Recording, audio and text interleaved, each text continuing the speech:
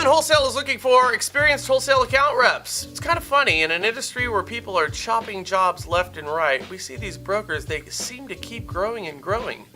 Redmond is no exception to this. They're also a fantastic company, and this is a great, and I mean great, opportunity for somebody right now who wants to get on a hot stream in the mortgage industry. If you fit the bill and are looking for a change of venue, talk to these guys. Click this banner right over there on your mobile, scroll down, hit it right there.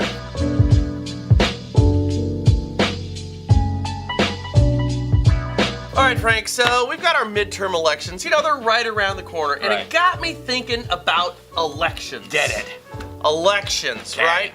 Now, first, I want to let you guys all know, I vote no on all new taxes, period. Gotcha. Now, it's not because I don't want better schools or bigger prisons or safer bridges or some fancy public transportation. That all sounds absolutely fantastic to me, but I always find myself saying, isn't that what they always go to?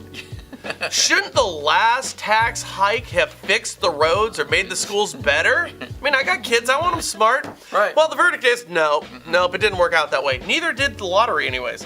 So not only did the last tax hike not help the schools like they said, they cut the music program. Right. Something's wrong here, guys.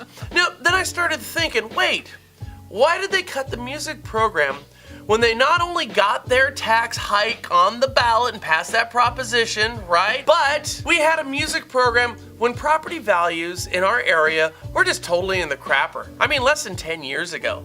Now, shouldn't these cities, municipalities, parishes, whatever, shouldn't they have more money right now from home values growing through the roof and the taxes we pay on that, right? Than we had just a few years ago. Surely that money could have been used and should have been helping little old Junior learn how to master the trombone. Well, let's look at it. Here's how much money your cities and counties have taken in from property taxes from the second quarter of 2009 to basically today. Anything jump out at you here? Oh my God! Oh my gosh, it sure does, Frank. Now, on top of our higher taxes from the proposition, it looks like homeowners basically are paying about 130 billion, that's billion, 130 billion more in property taxes than they did just 9 short years ago. Wow. That's a lot of extra billions more, Frank. You could sure buy a lot of trombones with 130 billion, Brian. You sure could, Frank. So ask yourself, where did all those billions go? Yeah, right. Especially here in the People's Republic of California, where every loyal citizen has a framed picture of Chairman Mao hung proudly above his office. Where did all that money go, Frank? Not sure. I guess we should ask the Politburo. Anyway, We'd like to thank the homeowners of America for picking up the $130 billion tab. I'm going to do my part and not give our local or state government any more money to lose. It's like with our kids. Right. Manage the money you already have before you ask me for another dime.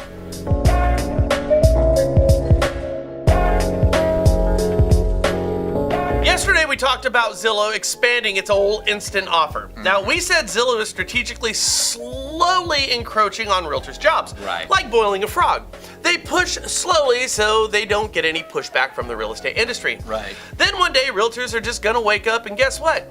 Zillow has marginalized your job into non-existence. Yeah.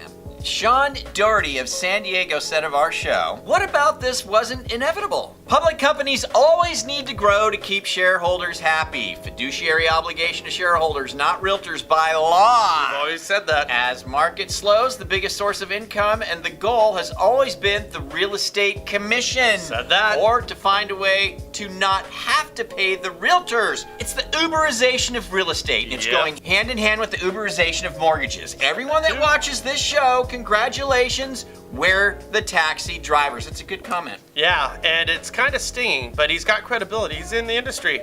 And you have to admit, man, there's truth to what he said. Yeah. You know, and listen, being a serial traveler as I am, and as Frank is, I can tell you that I take taxis as seldom as possible. Me too.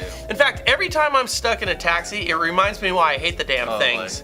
They're always dirty, just Gross. filthy. Gross. The cars are total crap. Yeah, they are. It's more expensive. Way more. And chances are, it takes longer for them to show up. Always. Yeah.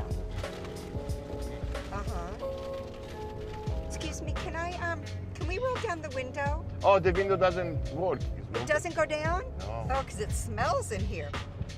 Now tell me, is there a real estate or mortgage parallel going on here? Maybe. See, I gotta tell you, Frank, what taxis failed to do and what some mortgage companies, mortgage lenders, and real estate companies and real estate agents are failing to do. Okay? Let's just see. Okay. This is what the taxi people needed to do. 1, clean up their cars. Get more professional. 2, drop their price to be competitive with the Ubers that are out there in our industry as well. And 3, be prompt with quick service. Picking up the phone, that type of thing. Does it sound familiar? Make the changes accordingly.